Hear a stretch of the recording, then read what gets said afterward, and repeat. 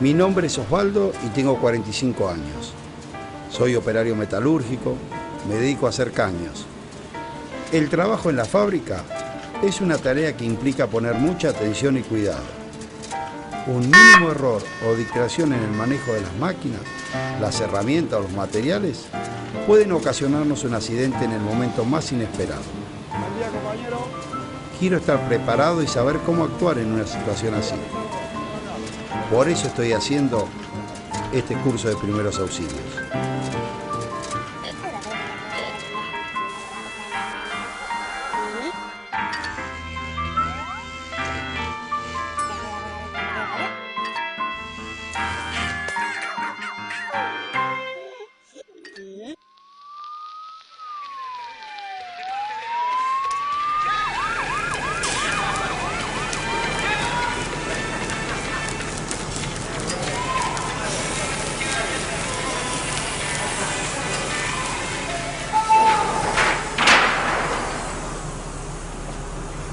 ¿Qué pasó? ¡Trae la silla, trae la silla! ¿Qué pasó? ¡Trapo! ¡Calvo! Esa no es una escena segura, ¿eh? Ahí están los compañeros, están tratando de ayudarlo como pueden.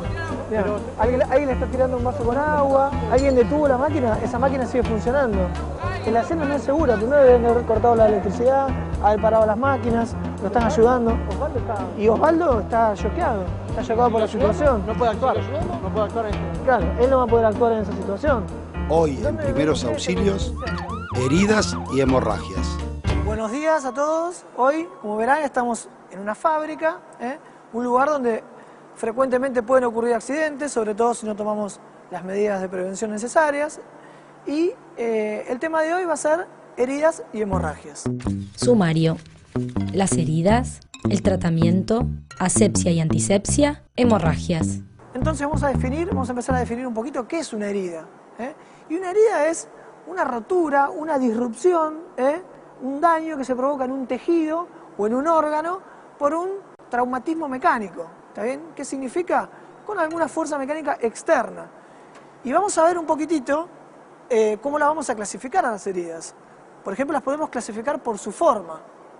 Por su forma y por el agente traumático que las causó. ¿Y cómo las podemos definir? Bueno, como tenemos acá, una contusión es una herida que tiene una expresión mínima en la piel y en la cual vamos a tener un hematoma y que vamos a tener, por ejemplo, mucho ¿qué? Mucho dolor, está bien. Como un golpe, exactamente, muy bien. Ya un poco más complejas tenemos las heridas incisas o heridas cortantes, en la cual nosotros vamos a tener una herida, una expresión en la piel, por ejemplo, de una herida grande, está bien, amplia. Son heridas que, digamos, su largo es más que su profundidad. Por lo general, los bordes, los límites de esa herida van a ser vitales, van a estar vitalizados, van a sangrar. Las heridas punzantes, al revés de las heridas incisas, yo voy a tener una mínima expresión a lo mejor en la piel, pero tengo que sospechar que están producidas por un elemento punzante que ha ingresado dentro del cuerpo y la diferencia es que tengo una expresión mínima, pero son heridas más profundas. Muy bien. La herida contusa es por lo general producida por un elemento con bordes romos. Por ejemplo, un palo, que nos peguen un palazo en el brazo, en la cabeza y demás. ¿Qué es lo que voy a tener ahí? Bordes desvitalizados, una herida abierta, con bordes desvitalizados, puede ser que tenga pérdida de sustancia. ¿Qué significa esto? Que se haya perdido piel en el golpe o que se haya perdido algún pedacito de músculo, que es lo que tenemos. Y algunas de todas estas heridas también van a generar lo que llaman heridas complejas. ¿Las heridas complejas qué son? Y son heridas que afectan varias estructuras que están para abajo de la piel, ¿no es cierto? Pueden afectar la piel, el tejido celular subcutáneo, que es la grasita que tenemos debajo de la piel, músculo y ¿qué más?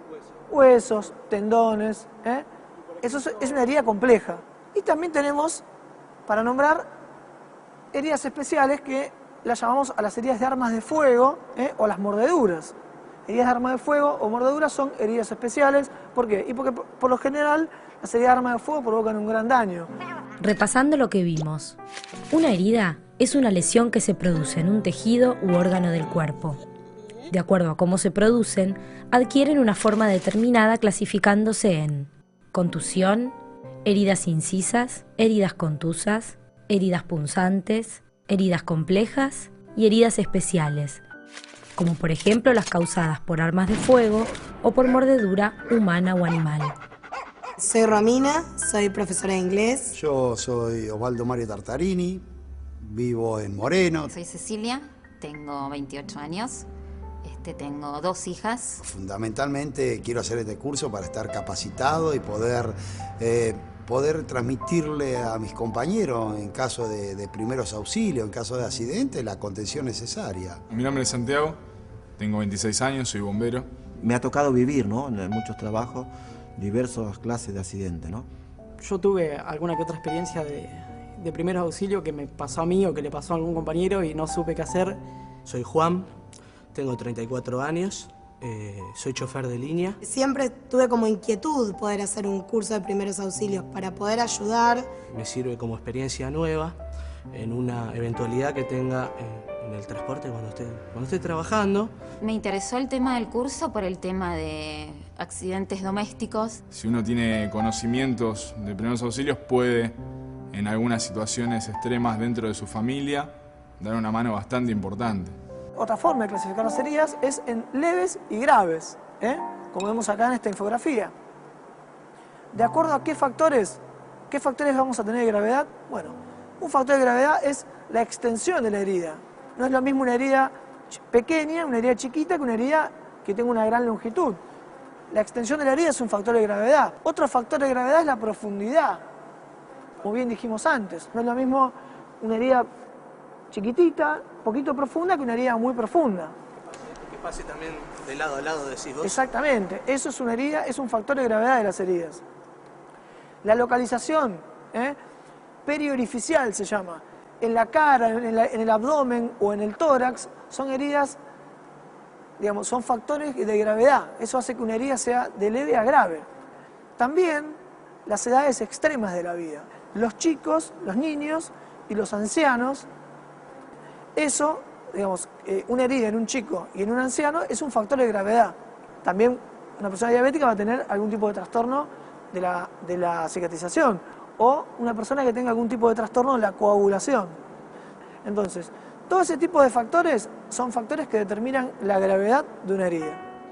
Repasando, según algunos factores como la extensión de la herida, su profundidad, la localización, si es en cara, abdomen o tórax, el objeto que la causó o el estado general del herido y su edad, las heridas se clasifican en graves o leves. ¿Cómo vamos a hacer nosotros para hacer los primeros auxilios ante una herida leve? Bueno, ante todo nosotros vamos a evitar contaminarle más la herida a la víctima. Por ejemplo, hoy en la situación que pasó acá en la fábrica, ¿no es cierto? Imagínate, vos querías actuar y tenías las manos todas sucias por estar trabajando, que es lógico, y si nosotros vamos con nuestras manos sucias a tocar la herida de esa persona que también ya estaba sucia, ¿qué vamos a hacer? Contaminamos la vamos más. a contaminar más. Entonces, evitar contaminar la herida, lavarnos nosotros las manos y colocarnos los guantes, en ese orden. Después vamos a ir a lavar y a desinfectar la herida. ¿Cómo vamos a lavar la herida? Depende de dónde esté localizada, con un chorro de agua, con suero, con solución fisiológica, con suero fisiológico, o con un chorro de agua no muy fuerte y no muy fría. No muy fuerte para no dañar las estructuras que ya están dañadas, y no muy fría porque eso después complica la posterior cicatrización. El botiquín de primeros auxilios debe estar siempre bien equipado con todos los elementos necesarios para poder responder ante cualquier situación de urgencia o emergencia que se presente. Recordemos además algunas de sus características: transportable, accesible, organizado y limpio. ¿Cómo desinfectamos una herida? Por ejemplo, supongamos que tenemos una herida cortante así, ¿no es cierto? ¿Ven? ¿Todos ven que es una herida cortante? Entonces, ¿qué es lo que hacemos? Tomamos una gasa. Es muy importante también, si no tenemos gasa, tener un trapo limpio. Sí, pues muy bien, muy buena pregunta. Puede ser una gasa, debería ser una gasa, o puede ser el trapo más limpio que tengamos, el pedazo de tela más limpio que tengamos. Pero no algodón. Exactamente. Traten de no utilizar nunca algodón. Entonces, ¿qué hacemos? Iodopovidona. ¿Y cómo limpiamos las heridas? De la siguiente manera. Siempre de adentro hacia afuera. ¿Cómo? Así. En forma rayada, como los rayos del sol. La herida es esta, así, en longitud. Hacemos así. Limpiamos así. Esta es una manera, y la otra manera es siempre de adentro hacia afuera en forma radiada. Así. De adentro hacia afuera. ¿Para qué es esto? Para alejar los gérmenes del foco de la herida. ¿Qué hacemos con esta herida? Ponemos una gasa, esta herida va a estar sangrando, hacemos una compresión directa de la herida, una vez que ya la desinfectamos, compresión directa, y después ¿qué hacemos? Vendaje. Un leve vendaje compresivo.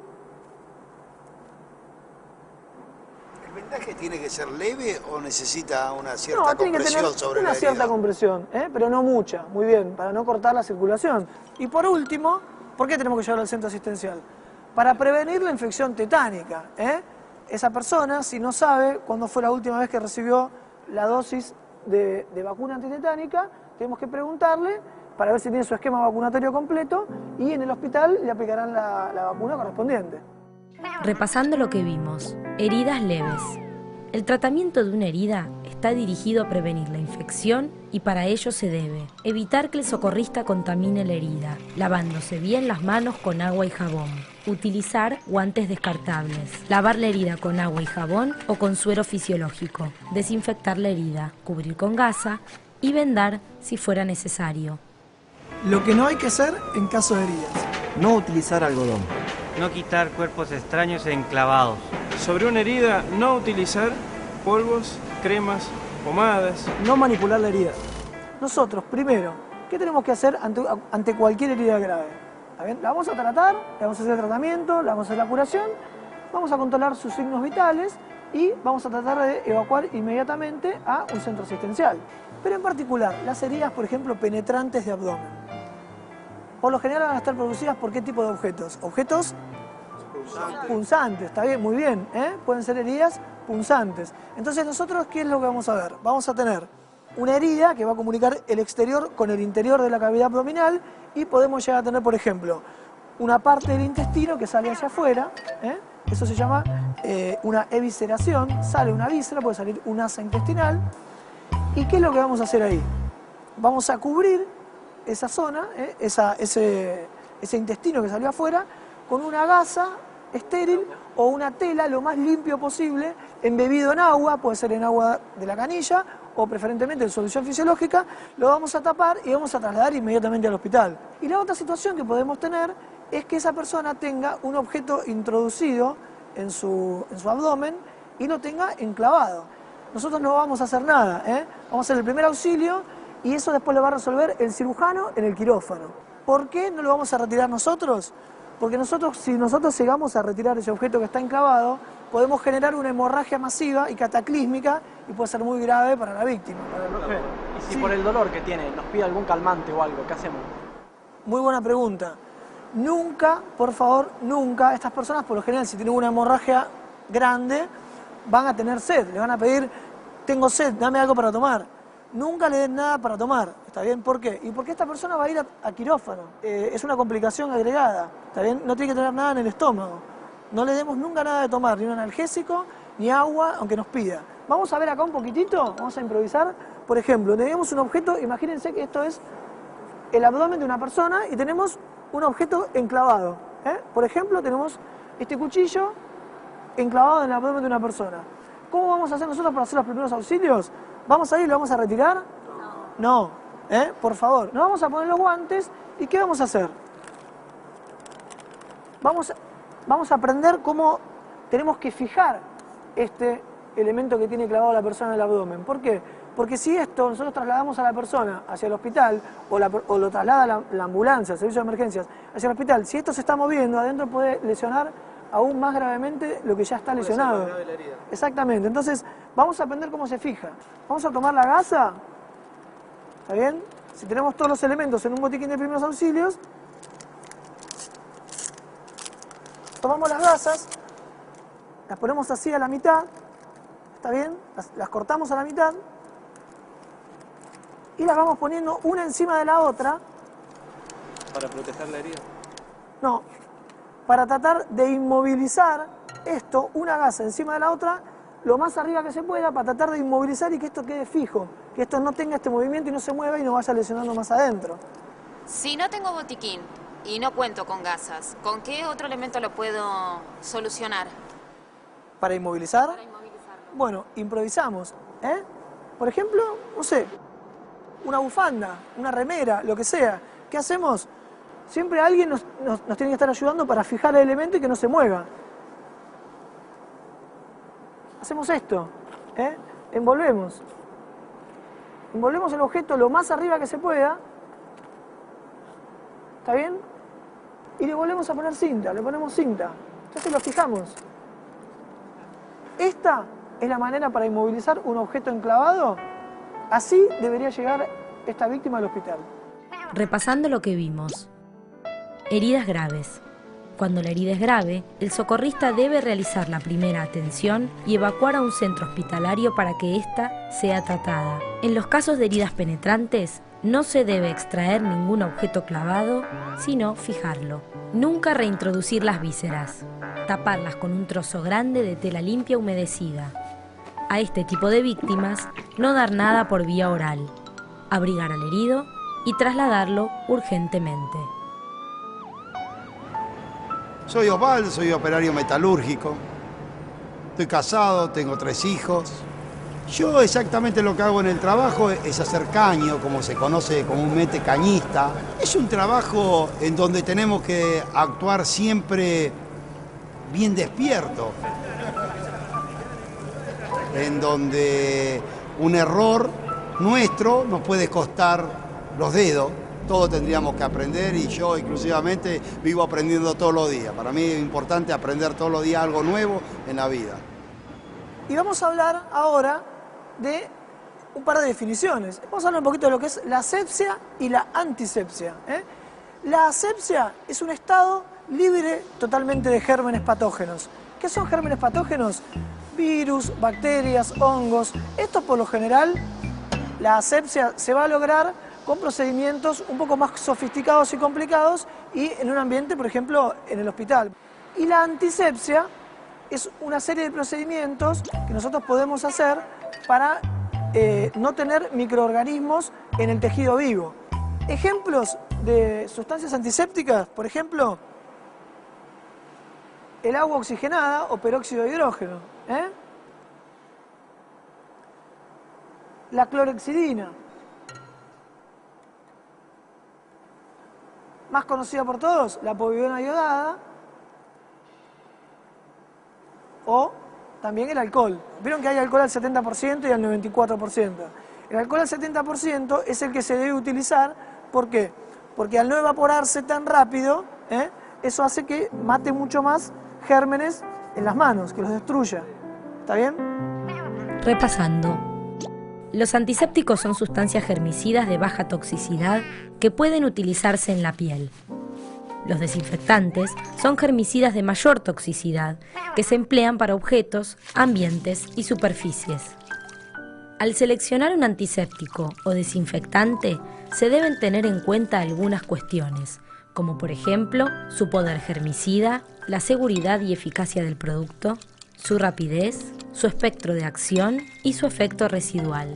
El contacto de los antisépticos y desinfectantes con objetos o tejidos sucios puede inactivar o reducir su acción.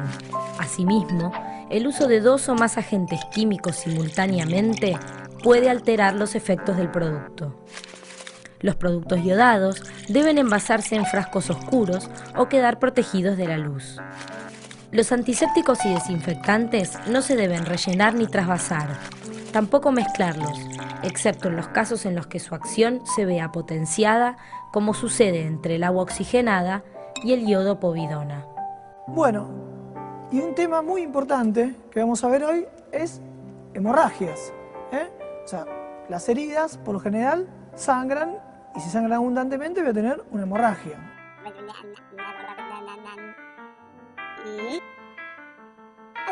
Hoy en Primeros Auxilios, heridas y hemorragias. Toda pérdida de sangre debe ser controlada inmediatamente. ¿Por qué? Y porque si esa pérdida de sangre es una pérdida de sangre muy importante, puede llevar a la persona a tener un shock hipovolémico, que significa un shock por pérdida, mucha pérdida de sangre, y eso puede llevar a que la persona pierda la vida. Una hemorragia externa puede ser capilar, venosa o arterial. Y ahora vamos a explayarnos un poco más en esto. ¿Qué es una hemorragia externa capilar? Bueno, es cuando se rompe algún capilar superficial de la piel y sale un poquito de sangre y nosotros la podemos controlar fácilmente, esa hemorragia. Una hemorragia venosa es una hemorragia externa mediante la que va a haber una salida continua de sangre y la sangre va a tener una característica. Como es la sangre venosa, es la sangre que ya recorrió todo el organismo y está volviendo, va a ser roja oscura y va a salir en forma continua, a diferencia del sangrado arterial, de la hemorragia arterial, que la sangre va a ser de color rojo brillante y va a salir en forma pulsátil, va a salir con cada latido cardíaco. Entonces, ante una hemorragia externa, nosotros como primeros auxiliadores, como socorristas, ¿qué debemos hacer? Ante todo, guantes. Muy bien, recostamos a la víctima, la podemos recostar a la víctima en el piso, la podemos recostar a la víctima sobre una cama. Vamos a evaluar el tipo de hemorragia. ¿Por qué es importante esto? Y porque no es lo mismo una hemorragia arterial, donde se puede perder mucha más cantidad de sangre en mucho menor tiempo, que una hemorragia venosa. Entonces, ¿cómo podemos hacer nosotros ahora para solucionar este problema de la hemorragia que tiene una persona en una herida? Bueno, lo primero que debemos hacer sobre cualquier herida que esté sangrando es aplicar presión directa. ¿Qué significa esto? Mediante esa presión, la mayoría de los sangrados, de las hemorragias, cesan y se controlan. ¿Qué pasa si con la compresión directa, o sea, con la compresión directa de la herida, la presión no disminuye el sangrado? ¿Qué podemos hacer? ¿Se les ocurre qué otra cosa podemos hacer? Levantar la extremidad. Muy bien. Entonces, elevamos el miembro a la altura más alta del nivel del corazón. Pero siempre seguimos haciendo la compresión directa. Y si aún con esto no disminuye o no cesa el sangrado, lo que podemos hacer es compresión en determinados puntos. Por ejemplo, en los brazos podemos hacerlo a nivel braquial o en las piernas a nivel femoral. ¿Está bien? Comprimimos las arterias. Repasando lo que vimos. La hemorragia externa puede ser capilar, venosa o arterial. Ante una hemorragia externa, el socorrista debe, en primer lugar, colocarse los guantes descartables, acostar a la víctima y descubrir el sitio de la lesión para evaluar el tipo de hemorragia. Luego, se debe hacer presión directa sobre la arteria con una compresa. Si el sangrado no cesa con presión directa, se debe aplicar un apósito más o un vendaje compresivo, elevar el miembro, excepto cuando se sospeche una lesión de columna. Si de todos modos no se puede controlar la hemorragia, se debe realizar al mismo tiempo presión directa sobre la arteria con la yema de los dedos o la palma de una mano. En los miembros superiores, la presión se hace sobre la arteria braquial o humeral. En los miembros inferiores, la presión se hace sobre la arteria femoral. Lo que no hay que hacer en caso de hemorragias. No utilizar algodón. No utilizar azúcar, polvos, pomadas, cremas, etcétera, sobre una herida. No colocar torniquete. No dar al accidentado ninguna clase de líquidos. Vamos a hablar entonces ahora de lo que es una hemorragia interna. Vamos a tener algunos signos que nos van a indicar que podemos llegar a tener una hemorragia interna. Por ejemplo, algún sangrado por los oídos, por la nariz, en el recto, en la vagina. Imagínense que esto es una emergencia. Tenemos que recostar a la persona y elevarle las piernas. ¿Para qué? Y porque nosotros la sangre la vamos a necesitar en los órganos nobles del cuerpo. Vamos a necesitar la sangre concentrada en el corazón, en los pulmones, en el cerebro, en los riñones. Vamos a tratar de chequear su respiración. Recuerden que hacíamos el miro, escucho y siento. Vamos a tratar de chequear su respiración, porque esta persona puede entrar en shock y puede perder la conciencia. Importantísimo esto y nunca se lo olviden. Lo cubrimos con una manta. Por más que haga 30 grados de calor, por más que estemos en verano. ¿Por qué? Porque esa persona, al no tener sangre circulando dentro de su organismo, va a entrar en un estado de hipotermia. Entonces, siempre cubrirlo con una manta, con una campera, con un pullover, con lo que tengamos. Importantísimo también, nunca a este tipo de accidentados darle ningún líquido por boca, ¿eh? Y, como bien dice acá, pedir ayuda urgente para trasladarlo a un centro asistencial. Repasando, ante una hemorragia interna se debe acostar a la persona afectada, elevarle las piernas, comprobar su respiración y pulso y cubrirlo con una manta. Nunca darle al accidentado ninguna clase de líquidos y pedir ayuda urgente para trasladarlo a un centro médico. Hacia un sangrado de nariz, Sí. ¿es conveniente inclinar la cabeza hacia atrás? Muy buena pregunta. Una persona que tiene un sangrado por la nariz, la tenemos que sentar, poner en una silla tranquila, sentada, con la cabeza hacia adelante, que la sangre caiga, por ejemplo, en un tacho, ¿está bien? Compresión de las fosas nasales, compresión. Si eso no cede, vamos a agarrar una gasita con un poquitito de agua oxigenada, como tenemos acá. ¿Puede ser un tapón? Claro, muy bien. Ahora, si la epistaxis, o sea, el sangrado por la nariz, dura más de 30 minutos, tenemos que llevar a esa persona a un centro asistencial. La activación del servicio de emergencias médicas se realiza llamando al número de emergencias de la localidad en cuestión, para lo cual es importante haberlo averiguado con anterioridad y tenerlo a mano. En Argentina, el número de emergencias nacional es el 107. Llegamos al final de la actividad de hoy. No sé qué les pareció, si les pareció interesante. Bueno, me alegro mucho. La idea es que ustedes lo puedan aprovechar para que, bueno, en algún momento, ojalá nunca les toque, pero bueno, por lo menos sepan qué pueden hacer ante una situación en la cual se enfrenten ante una herida que sangra. Por eso la clase de hoy era heridas y hemorragias. Bueno, les agradezco mucho por haber venido y nos vemos en la próxima clase. ¿Está bien? Gracias. Hasta luego.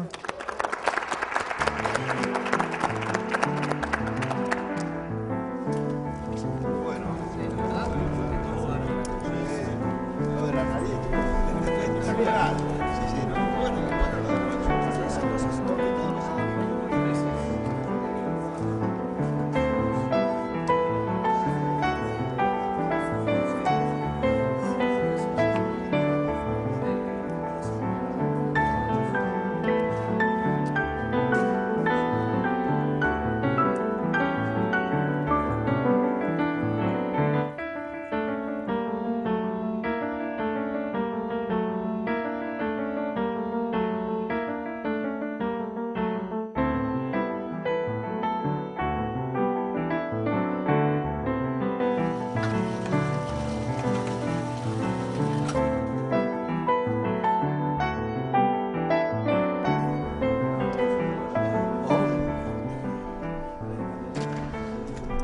¿De qué?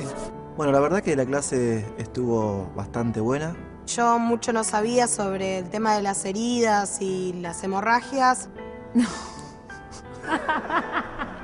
Descubrí cosas que no sabía. Epistaxis. Me gustó mucho lo práctico, ¿no? Cambié. Mejores respuestas de parte nuestra, creo, porque ya al tener un conocimiento fue mucho mejor. Pilas. Seguro que hoy, con lo que estoy aprendiendo, actuaría de otra manera. Bien, peluca. Chicos, vamos para la foto. Bueno, dale, dale. A las 3. 1, 2, 3. ¡Primeros auxilios!